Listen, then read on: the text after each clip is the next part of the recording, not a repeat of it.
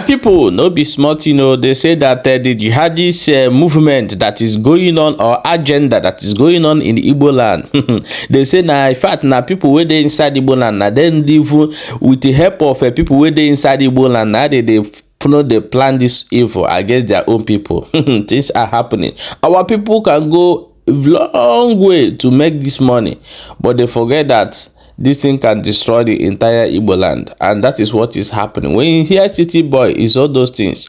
Look at somebody like Cubana Chief Prince, or Big Cubana, and Zenko, many of them that already make money. So what are they looking in politics?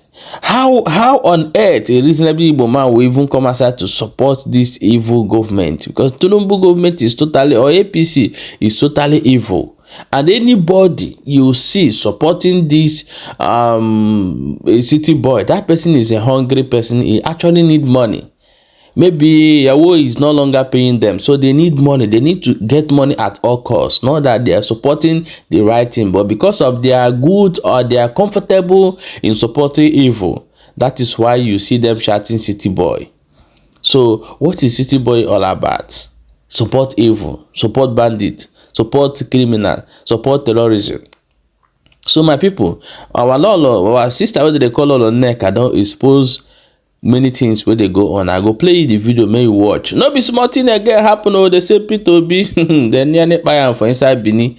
Since which we will play on the video tomorrow and I watch. So as they watch this video, they follow this channel and also share the video for more update as it hot. Drop your own opinion inside comment section. Igbo Igbo, ekele m unu ọlọlọ Nneka Chimezie na-ekwu. Dịka m gwara unu ndị Igbo na ihe m wụ an investigative journalist. Ụdị journalism anyị na-adị very scarce due to ụjọ. Agwala m unu na anyị enyochagide ihe na-eme n'ala Igbo. Nyochapụta na ana m ekwu ihe ha like ha bịa buru m n'aka Nigerian government nọ n'ihe na-eme n'ala Igbo. Aka ndị amị nọ n'ihe na-eme n'ala Igbo. And enwere agenda, enwere an Islamization agenda n'ala Igbo. Kama na ha ji nwayọ plan ya na-eme, and ịma na enwere mgbe Gowon ekwele m ihe ọtụtụ oge kwuru na ọ bụrụ na ya ama na ndị Igbo nwere ndị enwere ike ije ego azụta, na ya gidere alụ civil war, na ya gaji ọtụtụ iri ha ego. Ihe ahụ na-aka President Buhari bidoro n'ala Igbo. And uche m na-agwa m na our current president ebido gilekwa anya otu oji were ego ọ kpọọla ndị Igbo ndị ga-eme ihe city boy. Maka na onye Igbo ọbụla ṅụji mmiri ara afọ nwere anything to do with Igbo ma ọ Yoruba ma ọ Hausa bịa na campaign na this government dị nwere obodo ọnọdụ a. It can only be onye nyere ego, onye nwere a reason to, because enweghị onye isi dị mma ga-anọkọtalite si ya na-akwado gọọmenti a, and ọkachasị ihe ha na-eme ndị Igbo. Now, nyocha anyị na ya anarogo ya down, na-enwene ndị be anyị ebiri ego. Mezie the matter, ya adịzie internal. Okay? Nya na-elezi ihe anya like ihe na-eme n'ala Igbo na ha chọrọ ha na-atọ gị ya ka ọ wụrụ gịnị ka a na-akpọ ya nya na enwere military group rise for self-determination, and na ha burugo arms. So that was why mgbe ha hụ na ha agaghị, mgbe ha batara China, mgbe ha batara n'ala Igbo na late 2021 kwa ka 2022 eli ka ha batara ihe ahụ. N'ọisha na checkpoint na-harass ndị mmadụ mbụ ndị amị. Mgbe ha hụ na IPOB are not ready to carry arms, ha create their own IPOB that will carry arms. Create ya wụrụ ndị autopilot. Ozi Simon Ekpa ahụ onye nyere ha the leverage na even ndị America na-ele ga ya n'ala Igbo due to ha hụrụ nke anyị as a genocide. Ha hụrụ ya as freedom fighters brule arms. Ịma Nnamdi Kanu so ha chọrọ inwe nweta onwe na agbaghị egbe. Because ọnwụ na agbagaghị egbe aha nwee this kind of killing enwe n'ala Igbo. Ewetaka activities of activities of Simon Ekpa. I get any reason. I get a makwa ni ya genocide ka ndị a commit n'ala Igbo. Like with genocide ndị a ga-eme ha gbara eko ba ha eko to ọkụ. You know, all genocide dị here, pure genocide. Mgbe ha mere ndị amị personally megashiri attack, open attack in some areas. All genocide. Mana ha need ihe ha ga-eji prove na enwere a military group and ha use those Simon Ekpa. That is my finding. Now, mgbe a bịaziri gawazie nyochawazie kwuwezie their own activities ha jụọ oyi. Now ha nọ na stage 2. Mgbe a hapụtawazie maka ihe ha megewo enwe ndị nke ha yuzuru ọchịpụ ha gbuo ọnya like Acidic people before Acidic people aga na channel kwuo okwu ọsọ ndụ ka ọ gbaga. Ụfọdụ che na ọ gara kwuo okwu no ọsọ ndụ ka ọ gbaga. Mgbe ndị dị ka anyị bịazi na-epush ya na-ekwu okwu na-enyocha strange people na strange things na-eme ha hụ na enwere ike narụ ihe atụ Acidic people ha chi igbu ya aga na channel gbapụ ha afọ. Ọwa Asani mere ka anyị mata na a contract ya. Asani mere ka anyị mata na Ebube Agụ outfit e nyere ya o ji wee rụọ ọrụ n'ala Igbo. Okay, and now from activities Simon Ekpa gosi anyị na Simon Ekpa was even going again mgbe ọ ga ka ọ gaa mgbe ya na Nnamdi Kanu mekọrọ Nnamdi Kanu tụ ka enye ya space na Radio Biafra ọ gara ọ kpede register as an IPOB member. Ọtụtụ ndị mmadụ amaghị na Simon Ekpa wụ a registered IPOB member and platform o ji kwuo okwu ahụhụ Radio Biafra mana due to that enwere ndị otu anyị enwe ala oye ji maka so na ihe nyere Simon Ekpa boost o ji wee kwuo okwu o ji dịka ọ na-represent Nnamdi Kanu mgbe m ga-ahụ Nnamdi Kanu so represent gị ya you know now mwa pụtazi na-ekwuzi nke wee jopụ ị ga-ahụ the attack which I don't bloody care. Anyị niile nwe ala Igbo and anyị agaghị anọ ọhịa ghewa anya ọhịa unu ere Igbo penny n'afọ dara anyị gba ọnụ nkịtị.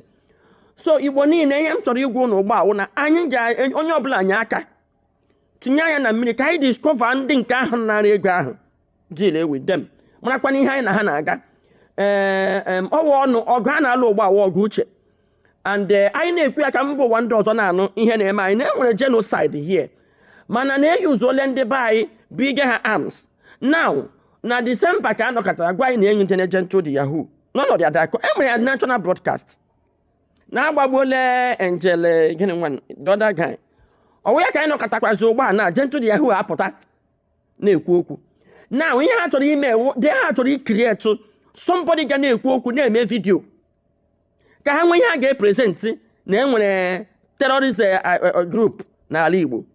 Ọkwa ihe awụno na Gentle the Yahoo na Ngozi Orabueze na Simon Ekpa na ndị otu ya wụkwada group ekrietụrụ na fund ha ka e were ya nye a narrative na enwere an armed group n'ala Igbo. Ọkwa na ya ndị na-amali elu si na enwere ndị na-alụrụ ụlọ amị enweda amị ha na-alụ they are nowhere. Okay, kịta na anyị na-ana na a na-agba egbe ndị mma eji egbe ihe a na-agbakwa egbe awụ a na-agba ọsọ na-agba ọsọ agha na-agba agha na-alụ n'ala Igbo. Biko onye ọbụla makwa ihe gwana ndị amị ha kwara ngwongwo ha chi n'ala Igbo laa ha nọ naghị afọ ya enwe ya menwuru anyị ọntụl obodo dị iche iche rezuwe vigilante and ana m ahịa obodo ọbụla rezonu vigilante enwedela ebe ahụ a na-agba egbe asị ndị anọ n'ime ọhịa ka awa n'ọhịa ọsọ niile biko nụkpọ na oku ka a gawa ọhịa ndị ọsọ ihite ọkwa ka amadala ebe boys nwa nọ ọsọ ha agha litekwenụ bifo ya ọsọ ha kaptọgo ọsọ ihite ọkwa fuli and ihe mmanwụ na ndị na-achọ ọsọ ihite ọkwa ma ndị PG ma ndị niile aka ha nọ na ya keesi ọsọ ihite ọkwa onye nyere etiri na soshal midia ya na hype agbagbu eyu mmadụ ya sọ ndị ESN agbagbu ọkọ ya sọ ndị ESN moto gbuo mmadụ ya sọ ndị ESN ele otu ị ga-esi n'ọdụ be gị ihe egbuo mmadụ gị bụ ya just gị kwụtọ na be gị without investigation enwe onye jide gị sọ ESN that alone should show you na akwụrụ onye ụgwọ. Nke a na-akpọ ijele ebe ọbụla ọ nọ ya asị na ndị ESN ngwanụ kpọọ ndị amị kpọgana ha ka eme na ndị arrest chijie n'abalị ndị a ga-agbaje egbe chi hụ na-edistọp ndị mmadụ na-ekiriete tenshọn n'ala Igbo ọ na-agbachi nkịtị ọlụ zuru megiri ka unu na-eme unu gwa anyị na aka na ọnọdụ n'ihe na-eme litenụ ka ọ na-ekwe ma ndị ide atọ ma ndị ọlụgogo ma ndị ọsụ niile ka agbakọ ọ na-agbakọ ọhụ ụmụ okorobịa ka awa ọhịa ka amaka n'ebe boys nwa nọ ka awa ọhịa for 1 week si obodo ọbụla gụpụta ndị ga-aga awa ọhịa ka agụpụta nọ like 3,000 people werezie sekuriti obodo ọbụla bụ ihe egbe nọ n'ihu ka aga waka n'ọhịa ka e wee budoza butusu ọhịa niile nọ na ndị a ka e dị forest ọhịa niile ka a mara ihe na-eme na ihe a na-eme ihe a na-awụ ọta ka achị ga gba bọmbụ na Eke Ọbahaeze sọwụ ndị IPOB while ndị Ebube Agụ nọ ha bi na Eke Ọbahaeze Now, anyone in here, but back and damn no ever come with 4 years in the source a back a hand. So, the Leon who's so a bar hand or who's a bear, the unknown gunmen, one or no. The worst part where me hand on your nobia, the press no be hand so on the ESN. Katie Gayo Jona. The European OPC, huh? Hand more press. ESN, a security outfit like OPC, and your man just on your deny. Things like what she chakwa. Do you ever know how when double, how when the OPC, or good time when they got a log, or good handy when you got a rono? Happen, and when no Budopatanos not ESN and attack before. And when they engage a patasso ESN, they were propaganda neighbor, I bank it.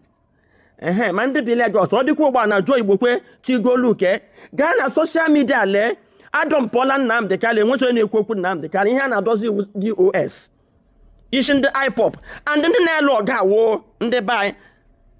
Nam saying, and David and the rising sun. I question they put an hour and Nam don you go. IPOP was saying where they go, had you take care of Nam the Cal. Yeah, one am Sabal and Nam the Cal on you go. How you born you go, how born you go on their own?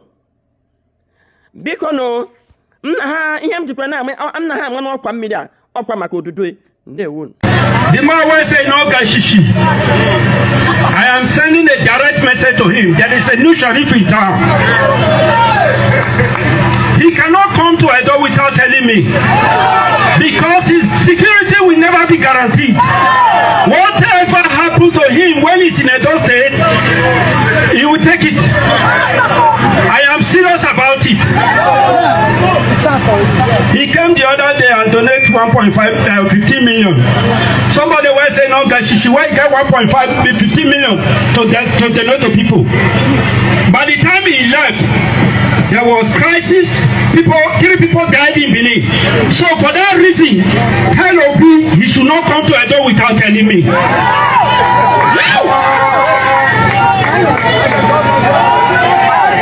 Nothing with the grace.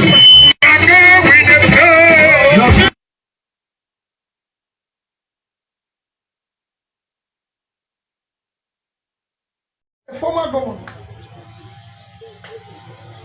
of this state, and you can see what happened in front of his house, where hoodlums came shooting. You can look at his gate and everything. Let's see the bullet holes. You can see the blood marks at his gate. You see the several cars, the damage and everything. That is where our democracy has reached.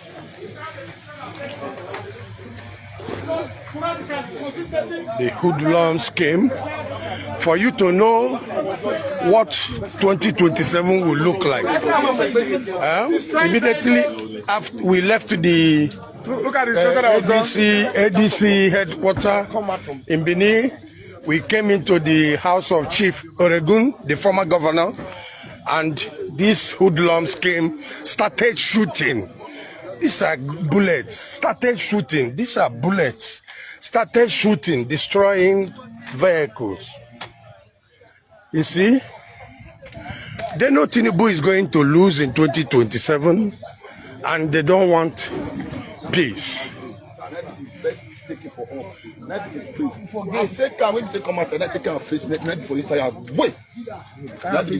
Yes. Everybody mad at me. The other guy carry key. I know that he wants to shoot and he can for the mother to come for us.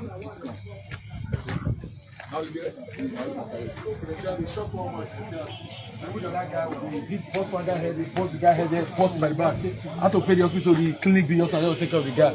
The structure there is another level. They wounded And the secretariat there, yeah, they shot somebody. They blast the guy head here, blast him at the back. They beat him merciless. Yes, they shot one man in the neck, down hospital.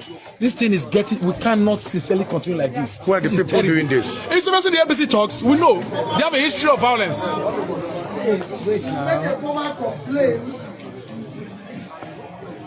and I assure you, this cannot continue at all. We have a country, and we are a part of the country. You know, we cannot have terrorism terrorizing the country and have officials in government terrorizing citizens is unacceptable. Yes, sir. Yes. Thank you. Thank you, Your Excellency.